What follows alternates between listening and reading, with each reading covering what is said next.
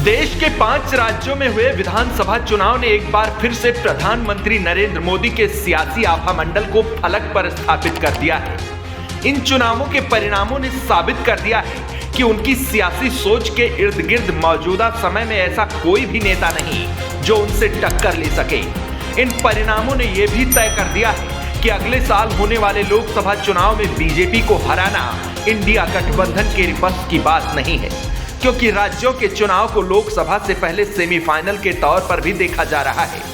BJP को मिली इन राज्यों में प्रचंड जीत के बाद उसने हिंदी भाषी राज्यों में जातियों के समीकरण को साधने के लिए अपनी पहली चाल चल दी है, जिसमें उसने तीनों राज्यों में यादव, आदिवासी और ब्राह्मण सीएम देकर इसकी शुरुआत की है।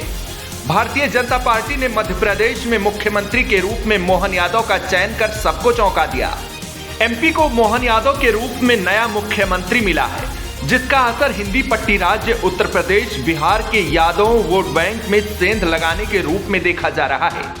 मोहन यादव यदुवंशी समाज से आने वाले मध्य प्रदेश के दूसरे यादव मुख्यमंत्री हैं। सिर्फ बिहार ही नहीं, हिंदी बेल्ट के राज्यों में भी यादव बिरादरी का राजनीतिक तौर पर खासा दबदबा रहा है। 1990 के बाद की राजनीति को देखें तो उत्तर प्रदेश और बिहार में यादव बिरादरी का न सिर्फ दबदबा दिखा है, बल्कि दोनों प्रदेशों की सत्ता कई सालों तक यादव बिरादरी के इर्द गिर्द ही घूमती रही। उत्तर प्रदेश में मुलायम सिंह यादव परिवार का मुख्यमंत्री की कुर्सी पर 11 साल से ज्यादा समय तक कब्जा रहा है, तो वहीं बिहार में लालू परिवार का करीब 16 सालों तक सीएम की कुर्सी पर कब्जा रहा है। मोहन यादव को भी जोड़ लिया जाए तो अब देश को 12 यदुवंशी मुख्यमंत्री मिल चुके हैं। दिलचस्प बात यह है कि एक यदुवंशी मुख्यमंत्री दक्षिण भारत में भी बना। देश को पहला यदुवंशी मुख्यमंत्री राजधानी दिल्ली से मिला था। बात 1952 की है, जब स्वतंत्रता सेनानी चौधरी ब्रह्म प्रकाश दिल्ली के मुख्यमंत्री बने। 1951 में दिल्ली में हुए चुनाव में कांग्रेस को बहुमत मिली और देशबंधु गुप्ता मुख्यमंत्री बनने वाले थे, लेकिन उनकी एक हादसे में मौत हो गई। फिर जवाहरलाल नेहरू के कहने पर ब्रह्म प्रकाश को मुख्यमंत्री बनाया गया। वह 17 मार्च 1952 से लेकर 12 फरवरी 1955 तक मुख्यमंत्री पद पर रहे। कहा जाता है कि सादगी पसंद ब्रह्म प्रकाश मुख्यमंत्री रहने के दौरान सरकारी बस से ही सफर किया करते थे। दिल्ली के बाद दूसरा यदुवंशी सीएम हरियाणा से मिला। ब्रह्म प्रकाश के सीएम बनने के बाद 12 साल बाद राव वीरेंद्र सिंह हरियाणा के मुख्यमंत्री बने। राव वीरेंद्र सिंह हरियाणा के दूसरे मुख्यमंत्री बने थे। इससे पहले वो अविभाजित पंजाब के भी मंत्री रहे थे। दिल्ली और हरियाणा के नक्शे कदम पर चलते हुए बिहार ने भी देश को तीसरा यदुवंशी मुख्यमंत्री दिया।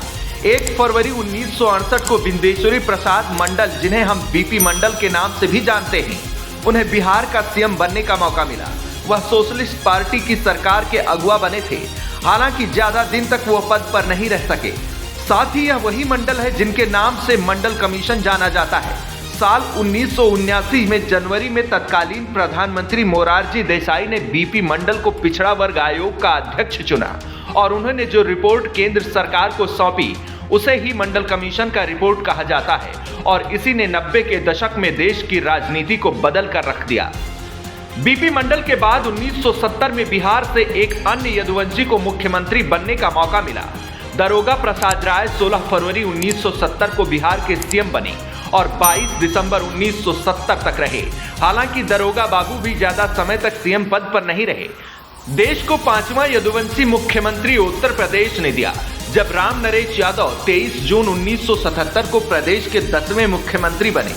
वह 1 साल 250 दिन तक इस पद पर रहे। भारतीय जनता पार्टी से नाता रखने वाले राम नरेश यादव मुख्यमंत्री रहने के अलावा मध्य प्रदेश के पूर्व राज्यपाल रहे और सांसद भी बने। 90 के दशक की शुरुआत में यूपी और बिहार की राजनीति ने करवट ली और यहां पर पिछड़े वर्ग की राजनीति का दबदबा तेज हो गया और अगड़ी जाति के नेताओं का दबदबा कम होता चला गया। पिछड़ी जाति खासकर यदुवंशी नेताओं का जलवा धीरे धीरे पूरे बिहार में दिखने लग गया। राम नरेश यादव के सीएम पद से हटने के करीब 10 साल बाद 1989 में उत्तर प्रदेश में समाजवादी नेता मुलायम सिंह यादव प्रदेश की सत्ता पर काबिज हुए। वह पहली बार 1989 में 5 दिसंबर को सीएम बने और 24 जून 1991 तक सीएम पद पर बने रहे। करीब 2.5 साल के इंतजार के बाद मुलायम सिंह यादव 4 दिसंबर 1993 को दूसरी बार सीएम बने और जून 1995 तक पद पर बने रहे। मुलायम सिंह तीसरी बार अगस्त 2003 में सीएम बने और करीब 4 साल तक सीएम रहे। फिर 2007 के चुनाव में समाजवादी पार्टी को करारी हार का सामना करना पड़ा और मायावती की अगुवाई वाली बहुजन समाज पार्टी को पूर्ण बहुमत मिला और वह मुख्यमंत्री बन गई। हालांकि 5 साल बाद साल 2012 में उत्तर प्रदेश में हुए विधानसभा चुनाव में समाजवादी पार्टी को बड़ी जीत मिली। तब तक मुलायम सिंह यादव पार्टी में नेपथ्य में चले गए और तेजी से उभरने वाले उनके बेटे अखिलेश यादव ने प्रदेश की कमान संभाली। वह मुख्यमंत्री बने। यूपी में अखिलेश यदुवंशी समाज से सीएम बनने वाले तीसरे नेता रहे। दूसरी ओर उत्तर प्रदेश के पड़ोसी राज्य बिहार में वीपी मंडल और दरोगा प्रसाद राय के बाद 90 के दशक में लालू राज का उदय हुआ। फिर यहाँ की राजनीति उन्हीं के आसपास केंद्रित होती चली गई। लालू प्रसाद यादव पहली बार 1990 में बिहार के मुख्यमंत्री बने। वह तब 10 मार्च 1990 से लेकर 28 मार्च 1995 तक बिहार के सीएम रहे। वह फिर अगली बार 4 अप्रैल 1995 को दूसरी बार सीएम बने और 25 जुलाई 1997 तक पद पर बने रहे। हालांकि इस समय तक उन पर घोटाले के कई आरोप लगे, जिस वजह से उन्हें पद छोड़ना पड़ा। लालू प्रसाद यादव ने पद से इस्तीफा देने के साथ ही अपनी पत्नी राबड़ी देवी को प्रदेश की कमान सौंप दी।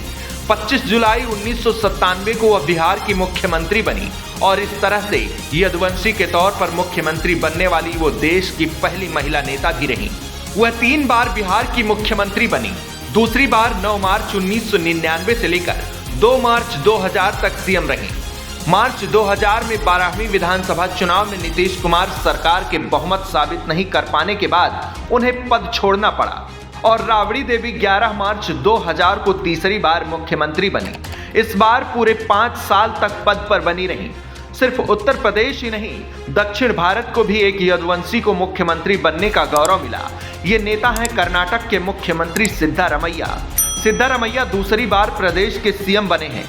सिद्धारमैया भी यदुवंशी हैं और कर्नाटक में वह कुरुबा जाति से ताल्लुक रखते हैं।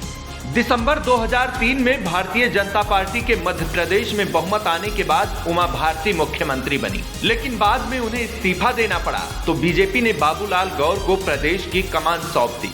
बाबूलाल गौर भी यदुवंशी बिरादरी से ताल्लुक रखते हैं। इस तरह से वह मध्य प्रदेश के पहले यदुवंशी मुख्यमंत्री बने। बाबूलाल गौर के इस्तीफा देने के करीब 19 साल बाद अब प्रदेश को फिर से एक बार यादव बिरादरी का मुख्यमंत्री मिला है। मोहन यादव तीसरी बार विधायक चुने गए और इस बार मुख्यमंत्री पद तक पहुंच गए।